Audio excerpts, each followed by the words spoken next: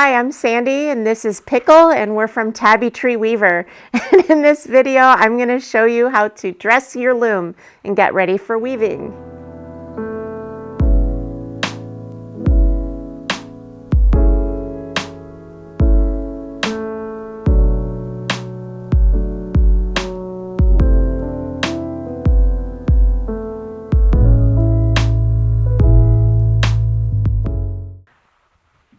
Okay, so we're going to learn now how to dress the loom, and the first step is beaming the warp. But before we do that, we have a few steps that we have to take, and we're going to need a few pieces of equipment. The first one is your lease sticks. These are the sticks that just have the single hole in the end, and I like to use binder rings to keep them together. You're also going to need a raddle. Some raddles have 1/2-inch spacings. This one has 1-inch spacings. So this is the warp that I wound in the last video. We're going to unchain it to the point where I can find where I put those 2 ties in, or the 4 ties in rather, to preserve that cross that we worked so hard to make. So you want to look for those 4 ties and spread your cross around. You want to make sure that it's not twisted like this. You want it like this, the same way that you did it on the warping board. Once you find your cross, you're going to get your lease sticks into one side of the cross and into the other side of the cross. So here you can see the lease sticks are now in the cross. And I'll set that aside for a second. We need to find a way to attach the lease sticks to the loom, and there's a lot of different ways to do it. This is how I do it. So I measure out a length of some really strong string, like this is a nylon 6-ply string, about 2 yards. Double it, and then we're going to wrap it around, this is the castle of the loom. We're going to wrap it around the castle, and right here where I have this loop, I'm going to take this end and put it through there so it's secured around the loom. Then I'm going to tie it onto the back beam here with just a square knot.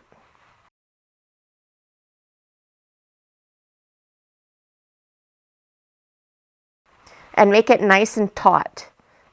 Now, I go back to my lease sticks. I want the short end of the warp towards the back of the loom.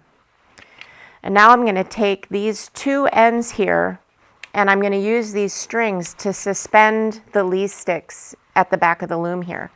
So I open up the strings, put one of the lease sticks in, give it a twist, then put the other lease stick in.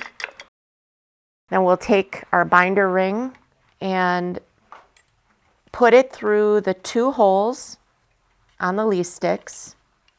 Okay, so now it's nice and secure there, and I'm going to do the same thing on the other side. Voila. Now the purpose of the lease sticks is to keep that cross preserved. We need, this cross is keeping all of the threads in order. So later on when I do the threading of the loom, I know what order the threads are in. So now that the lease sticks are in the cross, I can take out those 4 cross ties. Just the cross ties, not the ties in the end of the warp. And not the choke ties either, just the 4 cross ties. Okay. All right. I can pull this forward a little bit so I have some length to work with. And now I need to put it in the raddle. So I'm working on the Shacked Baby Wolf loom, and this loom has a sloped back beam. And because of that, to attach the raddle, we have these little brackets that hold the raddle. If your loom has a flat back beam, then you can just put the raddle right on the back beam and then take some masking tape and wrap it around to hold it on. But in this case, we're going to use these brackets. We want to make it sure it's centered on the back beam. And then I've got big rubber bands that I used to put around the raddle around the raddle and the brace or the brackets to keep it steady so it's not sliding around. On this raddle, the black pin is the center point, and I need to center my warp in the raddle. So this warp, 2, 3, is 6 inches wide. So from the black pin, I need 3 of my 1-inch bundles on the right side of the black pin and 3 on the left side. So I'm just going to start peeling off my 1-inch bundles. And sometimes they do get twisted. You may need to do a little work to figure out which one is first, which one is second. But you should be able to look at the cross and see that you have them in the right order or the wrong order. Now that they're laid in there, if you have trouble with them popping back out, then just pull the whole warp to get more length. And now I take a rubber band and put it over that to keep them from sliding or moving to different sections. Now I'm ready to attach the warp to the back, the end stick here. Now I've already done the work to make sure that this end stick is completely parallel to the warp beam. It's really important. You don't want it to be at an angle at all. So here I have Texsolve cord that can, the placement of these loops can be adjusted to either bring the stick in or out. So you want to do some work and make sure that it's completely parallel to the warp beam before you start this next part. Now I need to attach these loops onto the stick here, but these cords are in the way. So I'm going to slide the cords off, but I'm not going to let these loops come out because I have them adjusted just in the spot I need them to be in. But I'm going to leave the center one on there. And then working from the center out, I'm going to start sliding these loops onto the stick. Now this loop, the top of this loop is coming over the top of this lease stick. And so I'm going to put that side of the loop on the top of this stick. Basically, you just don't want twisting in there and then have it on there. You need it to be nice and straight, and you need everyone to be the same. Okay, slide that on there.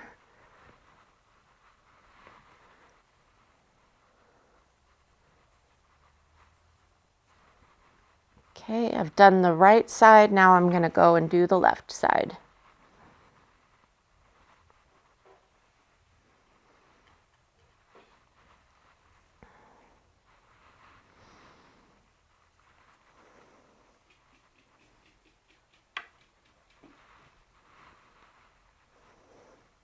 If I had a wider warp, I would have needed to put one of these cords back on after a few of these loops went on. But this is such a narrow warp that I don't really need to do that. So now I'm just going to go ahead and put these 2 loops back on that frame my project. You don't need to use all of the loops coming off of the warp beam, just the ones that frame your project. And I'm going to make sure that these are all coming straight down at a straight down from the raddle to the beam. All right. Once I have that nice and centered, I'm going to come over here. I'm going to press the brake release. Never turn your warp beam without pressing the brake release first, or else you'll grind your brake. And then I'm going to wind it so that the end stick is just touching the beam. I like to use corrugated cardboard as my separator between the layers of the warp. Some people just use paper. I personally think it's a little too flimsy, so I always use a corrugated cardboard at least the first time around the warp beam, and then after that I'll often put in wooden warping sticks every half turn. This time, just for ease, I'm going to use corrugated cardboard. So I want to put the corrugated cardboard in here to completely separate this warp from the warp beam. So I'm going to wrap it all the way around and under the end stick there. Then I'm going to hold it in place while I just wind it on a little bit so that it can stay in place. Good. Now, you can see here that the warp is kind of messy. It's bunched up in the lease sticks. We don't want that. So one thing we're going to do is come around back here, and I'm going to give it a sharp tug. Give it a good yank. You don't have to be gentle with the warp. Okay, just do that, and then you will see how much it's just straightened out in the cross here, and you can start to see clearly what order these threads are in. I have a choke tie right here. I'm going to go ahead and take this choke tie out. You only take the choke ties out as you go once they start getting in your way. Otherwise, just leave them in. Okay. And at this point, because it's such a short warp, I'm just going to go ahead and cut the warp ends off here. So now I have a bunch of loose ends. Now, I have seen in a lot of videos at this point, the teacher is telling you to hold the whole warp in one bunch as you start to wind it onto the beam. I do not agree with that. And the reason is that when I hold it like this, I'm causing it to angle inwards from the warp beam. And because of that, the threads on the outside are going to be wound on at a higher tension than the threads in the middle. And so I do not hold this warp as I wind it on. Instead, what I do is I start to wind about a half turn. Then I come back over here and I divide the warp into sections that are about 2 inches wide, which you can kind of see from looking at the raddle. And I smooth it like this. And if I have tangles, I do not comb it through, because when combing through, you can snag a thread and pull that thread tighter than all of the other threads. So instead, what I'll often do is just kind of pull the threads apart in order to undo any tangles in there. And then I go back to smoothing. I smooth it all the way back to about here. And then I just set it down and go take the next section, smooth. And I should mention that I also give each of these sections a nice strong tug to tighten them around the warp beam. When I let it go, yes, it's going to loosen up again a little bit, but not all the way. So we're going to do this progressively, kind of like 2 steps forward, 1 step back, 2 steps forward, 1 step back, to get this wound onto the beam very, very nicely. So now I've smoothed this out all to even tension. I'll give it a nice tug. And now I'm ready to come back over to the front, do another half turn. Then come back over here and repeat the process of smoothing out the warp, giving each section a good tug. Smooth it out, give it a tug. Go back and wind on more. And because this is such a short warp, now I'm about done. This is where I want the ends of my warp to be, because my next step is going to be to do the threading.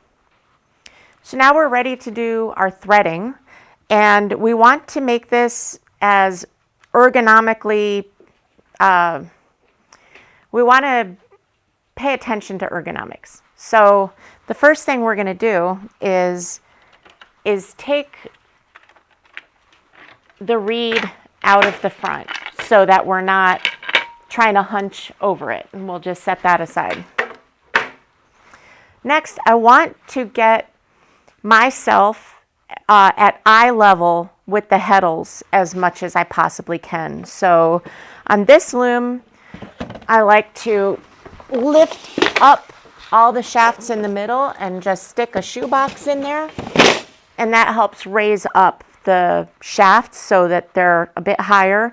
Another thing, at this stage, I don't use my bench because the bench sits you up higher. Instead, I use a chair so that it lowers me, so that I can see the heddles. They're not quite at eye level, but at least they're not way down below, and I'm not going to be hunched over like this so much. Now we're going to thread our heddles, but there are a few things we need to do first. On this particular loom, the heddles these heddle bars are held in place by these clips. I like to undo these clips because then it allows the heddles to go back and forth freely. So I'll do that on all of the shafts that I'm going to be using. And I just have to remember to clip them back on later. Next, we need to know how many of these heddles we're using. I've got 96 threads on this warp, so I need 96 heddles, but I also need to know how many heddles I need on each shaft. So you know that by looking at your pattern. So I'm going to assume that we are just doing a threading of shaft 1, shaft 2, shaft 3, shaft 4, 1, 2, 3, 4, 1, 2, 3, 4, all the way through. And that means 96 divided by 4 is how many heddles I need on my 4 shafts that I'm using for this project. All right, so we need 24 heddles on each shaft. We do not want to take those 24 heddles from one side. The reason is that these heddles are going to affect the balance of the shaft. And so I need to take the 24 heddles that I'm going to use from the center of this set and then have the unused heddles off to the side balanced in roughly equal numbers. It does not have to be exact.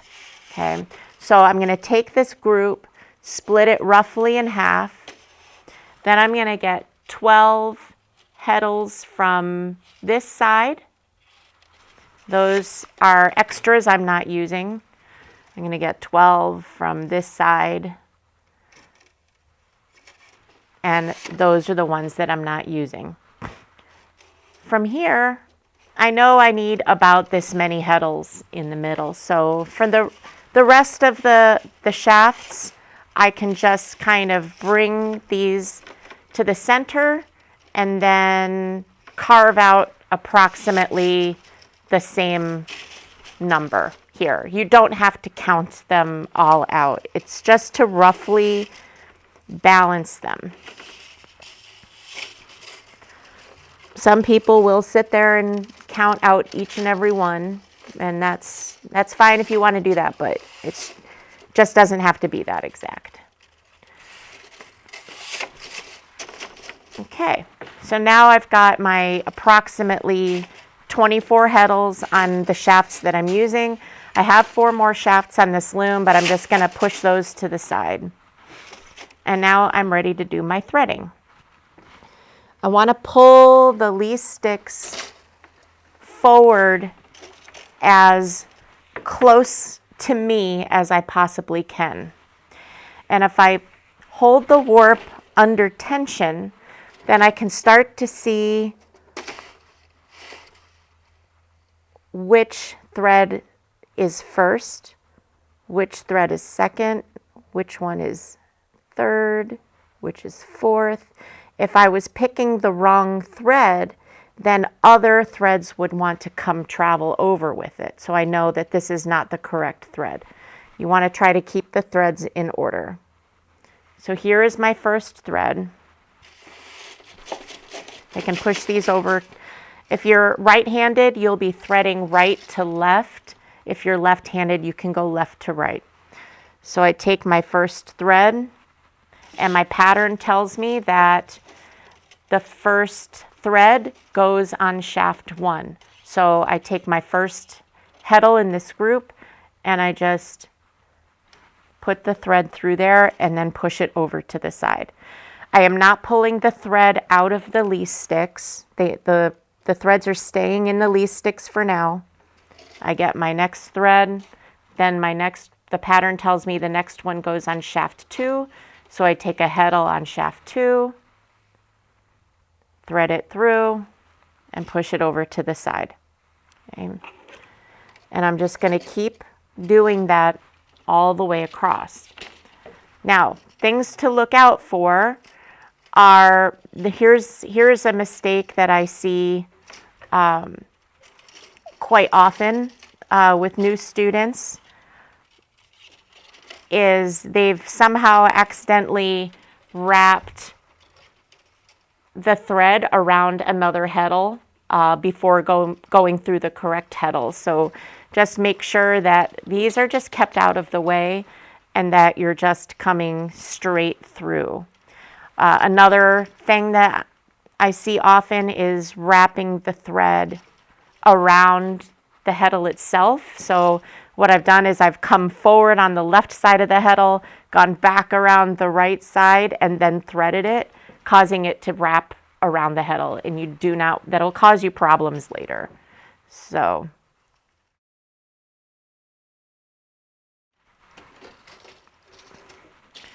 after I've threaded about an inch of warp, which in this case we've got 16 threads in 1 inch. So after I've threaded 16 threads, I'm going to stop and go back and recheck all of my threading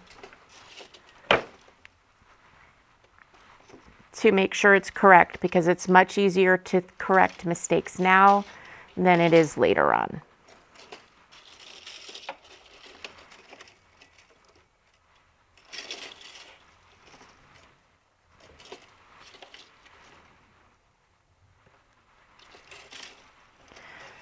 Once I've threaded about an inch worth, which I haven't yet, but I just wanted to show you that at this point, I'll go back and just go 1, 2, 3, 4, 1, 2, 3, 4.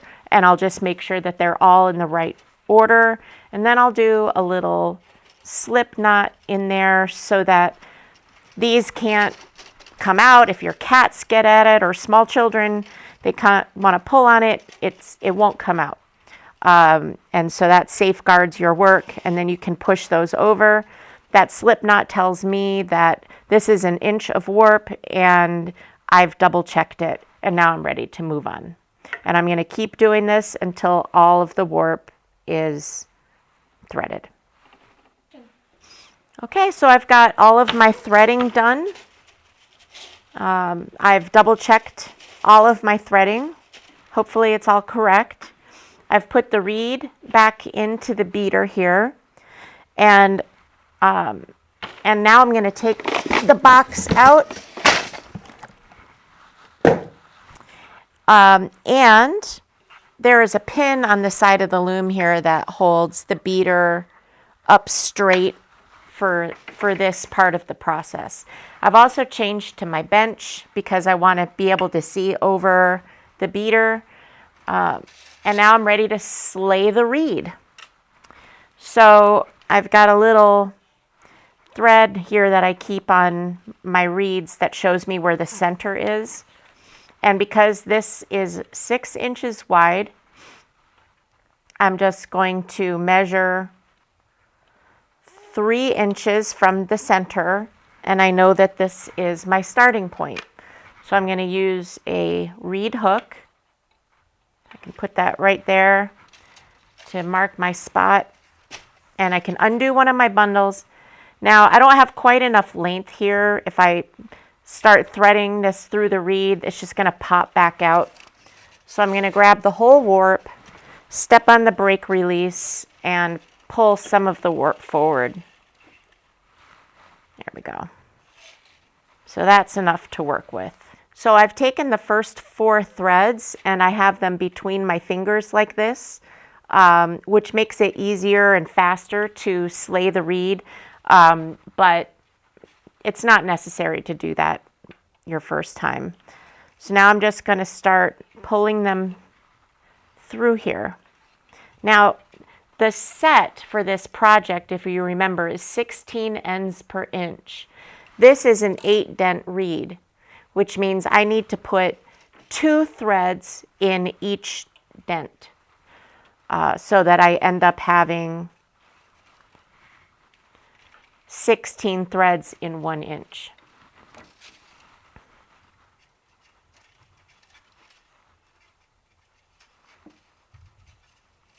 So actually now I've grabbed 2 threads between each finger, and now I can just quickly pull 2 threads at a time through each dent.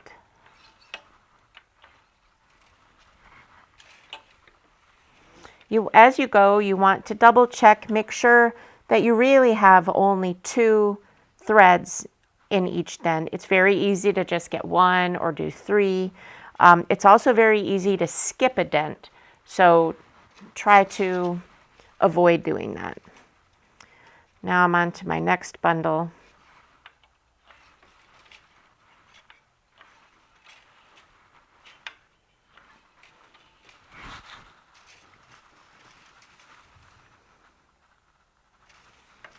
I've done 1 inch of warp threads, so now I'm just going to tie a slip knot in there so that it doesn't pop back out of there. Now I'm just going to continue to do that all the way across until all the threads are gone.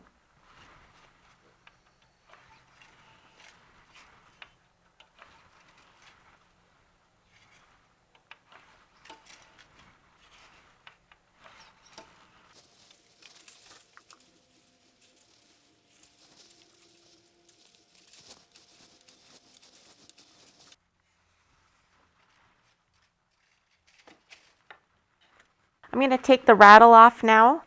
The raddle can actually come off anytime after you're finished beaming the warp, but I tend to leave it on until I've threaded the heddles and slayed the reed, because it's doing a nice job holding it at the right width for me while I do all of that work.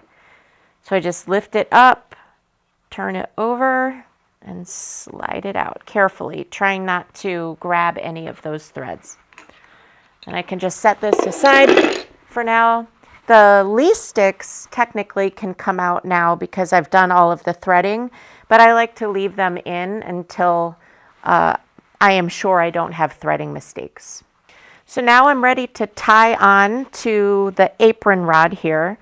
I've made sure that the apron rod is perfectly parallel to this beam. If it's not, then you need to adjust your cords. I've also reclipped all of the shaft bars, and I'm ready to tie on. So I'm going to undo one of these bundles, and I want to smooth it out really, really well to make sure these are all at the same tension. And if I'm going to have a fringe, then I want to be able to leave enough on here so that I have the extra for the fringe later on. But I am not going to have a fringe. So I'm going to move this bar forward a little bit so that I am wasting less.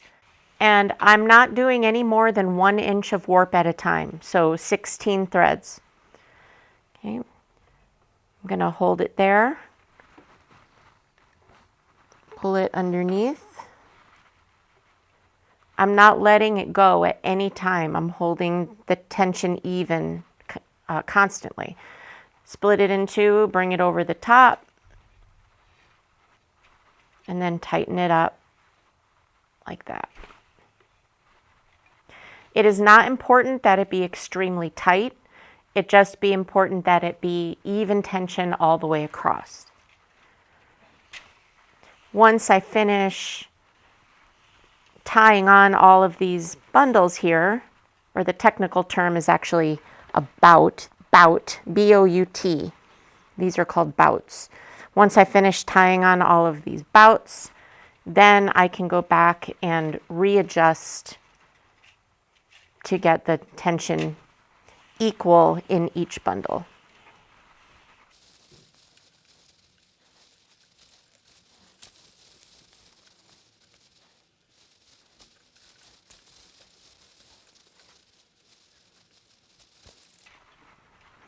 Now this one is a bit looser than the rest, so I'm just going to go back over here and just do a tiny little adjustment. It's like whack-a-mole. Once you tighten one up, then another one will feel looser than it did before. So I'll just keep doing very small adjustments until I feel that they are perfectly even. You can also go to the back of your loom and feel it there and see if it feels even. But this feels really good to me right now, so I'm going to go back and do the second half of that square knot and then just tuck these down there. After this process is done, your next steps are to do your tie-up under the loom. We'll make sure we don't have threading mistakes, and then spread the warp and get ready for weaving. And those steps are all going to be in my next video, so please check it out.